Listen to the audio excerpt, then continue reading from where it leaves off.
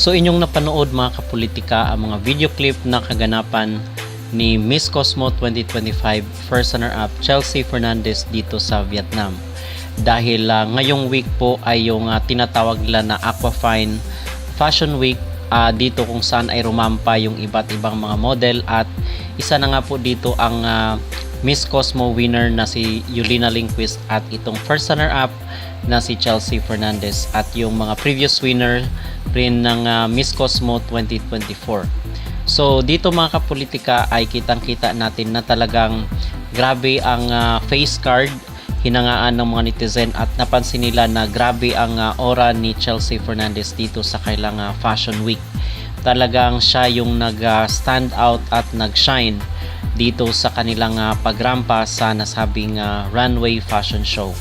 So dahil dito mga kapolitika ay umuugo ngayon at tinutulak na pagkatapos ng Miss Cosmo journey ni Chelsea dito sa Vietnam ay sabi ng ating mga netizen at ng mga pageant supporters ay pwede pa di umano na makipagsapalaran si Chelsea sa ibang mga beauty pageant competition katulad na lang po ng Miss Universe. May iba naman na tinutulak siya dito sa Miss Grand at sa MGI All Stars. So dito ay hindi may pagkakaila na si Chelsea Fernandez ay isang high caliber na beauty queen at talagang namang meron talagang maibubuga sa larangan ng beauty pageant competition. So dahil bata-bata pa siya ay sigurado na malayo pa ang mararating ng isang Chelsea Fernandez. At in fact gusto nga siya ng CEO ng nasabing beauty pageant competition. It's just that nagmatter lang talaga sila doon sa score ng mga hurado na napakaliit lang ng difference nila dito kay Yulina Lindquist. So ilang buwan na lang mga kapolitika ay magtatapos na po ang journey ni Chelsea Fernandez dahil mabilis po ang panahon at 6 months, 5 months from now is matatapos na ang journey ni Chelsea Fernandez dito sa Miss Cosmo 2025.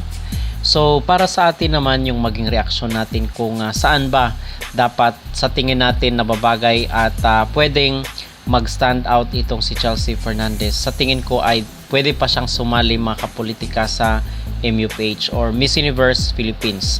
Kung hindi man sa MUPH, pwede rin po siya sa Miss Grand dahil hindi naman maipagkakaila yung kanyang galing, yung kanyang energy, yung kanyang karanasan ay matagal na siya sa larangan ng beauty pageant competition. So either sa Miss Universe siya or sa Miss Grand. Sa MGI All Star sasali itong si Chelsea Fernandez pag nagkataon na siya ay makapag-decide. Makakalaban niya rin yung mga veterana pagdating sa mundo ng beauty pageant. So again, bata-bata pa itong si Chelsea at pwede pa siyang sumali mga kapolitika sa larangan. Tayo ay pabor na pabor kung muling sasali itong si Chelsea sa mga susunod na taon. Ang ano lang dito, ang disadvantage lang mga kapolitika kung siya ay sasali ay kung makakalaban niya yung mga magagaling rin na veterana na sa beauty pageant competition at masasabi rin natin na malakas at may maibubuga. So yun yung challenge kung mapapasa kanya ba yung titulo at maging representative siya muli sa international beauty pageant. Okay, so yun lang po ang disadvantage sa kanya. At so far yun po ang ating update dito sa mundo ng beauty pageant. Ano po ang inyong magreaksyon mga kapolitika dito sa mga recommendations at suggestion kay Chelsea na siya ay muling sasali sa larangan ng beauty pageant? Saan kaya siya nababagay at kayo po ba ay pabor sa desisyong ito at payo ng ating mga beauty pageant supporters? Mag-comment down below at huwag kalimutang mag-like at mag-subscribe na rin kayo para updated kayo sa ating mga latest issue. Samantala, narito naman po ang pinaka-latest na update dito sa Reina Filipinas kung saan ay magkakaroon sila ng grand call ngayong June 24, 2026 para doon sa mga applicant at gustong sumali dito sa first ever edition ng Reina Filipinas. At doon pala sa ating napag-usapan mga kapolitika patungkol kay Arnold Vigafria ay sabi ng ating mga netizen hindi daw ito nagbayad doon sa franchise ni Nawat kung kaya hindi na ni-renew ni Nawat itong MGI Philippines dito kay Arnold Vigafria but instead is binigay ito kay Jojo Bragais.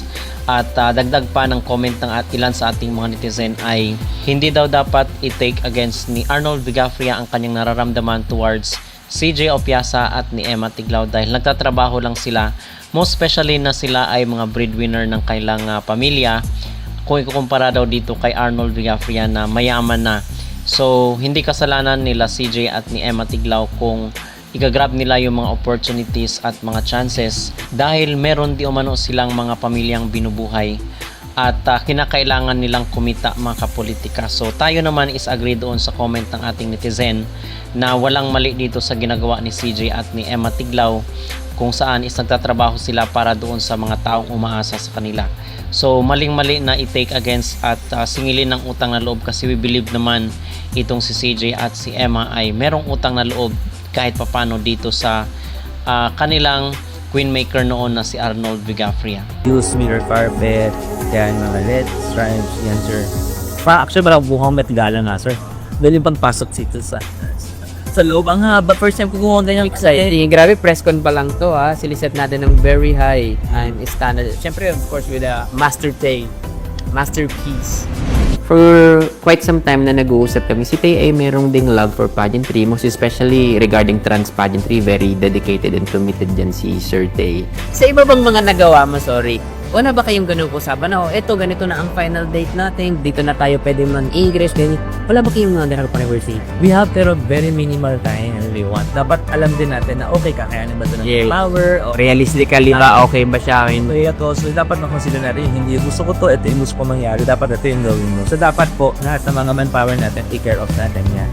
Mahalagaan natin yan, crew meals, and all. So sabi ko sa kanya, would you be open to be a part ng the very first Reign of Filipinas? Sabi ko, ito yung mga bagay na kailangan ko sa'yo. Help me mount the stage. Tulungan mo ako sa pagdi-design ng stage and all that. Of course, meron pa rin akong input in terms of how the show will run. Of course, si Papa Nawat as well. And very collaborative.